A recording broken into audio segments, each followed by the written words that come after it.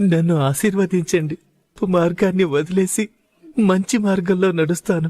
అబద్ధపు మార్గాన్ని నువ్వు వదిలేస్తావు పంత, కాని మిగతా వాళ్ళందరికీ నువ్వు కీడి చేశావు కదా, దాని సంగతేంటి?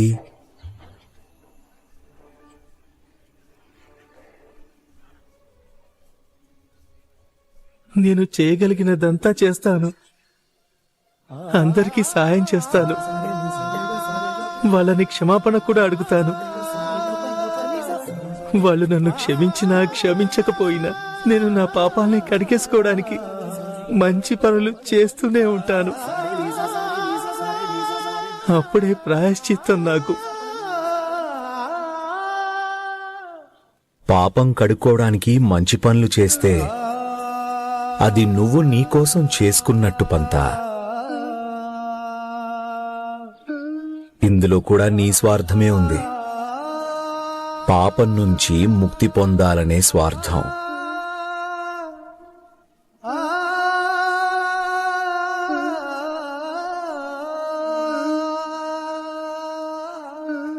మరి నేనేం చేయను సాయి?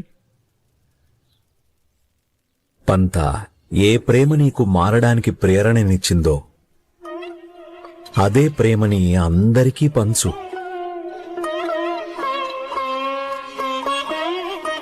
నువ్వెప్పుడు ఇతరుల కోసం స్వచ్ఛమైన మనసుతో ఏదైనా చేస్తావో కేవలం ఎందుకంటే నువ్వు వాళ్ళకి సంతోషం పంచడం కోసం, అప్పుడు దాని ఫలితం రెట్టింపవుతుంది.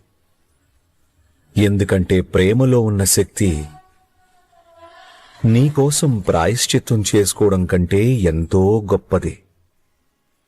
ప్రేమకి జనాల గాయాలను మాన్పే శక్తి ఉంది. వాళ్ల దుఃఖాన్ని మరిపింపజేసే శక్తి ఉంది.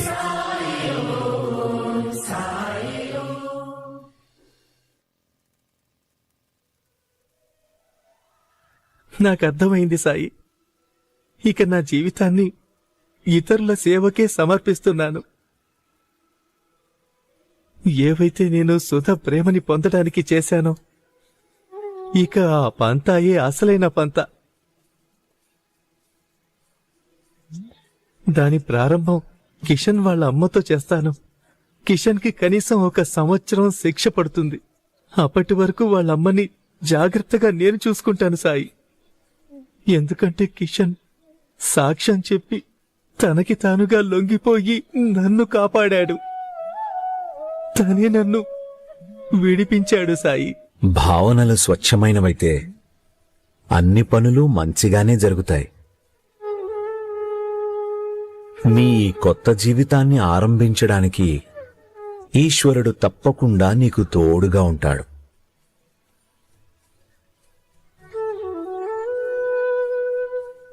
రాముడు నీకు మేలు చేయాలి.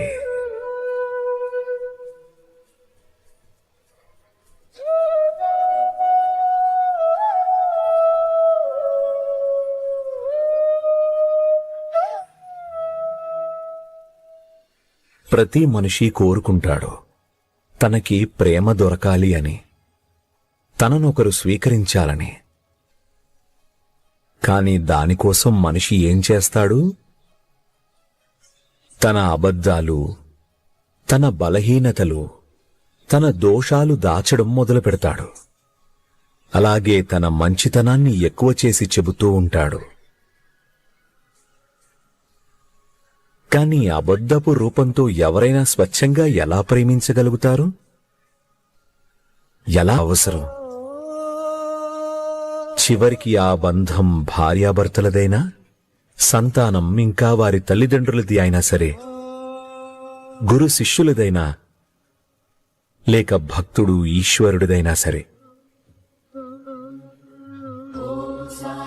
రాముడు మీకు మేలు చెయ్యాలి.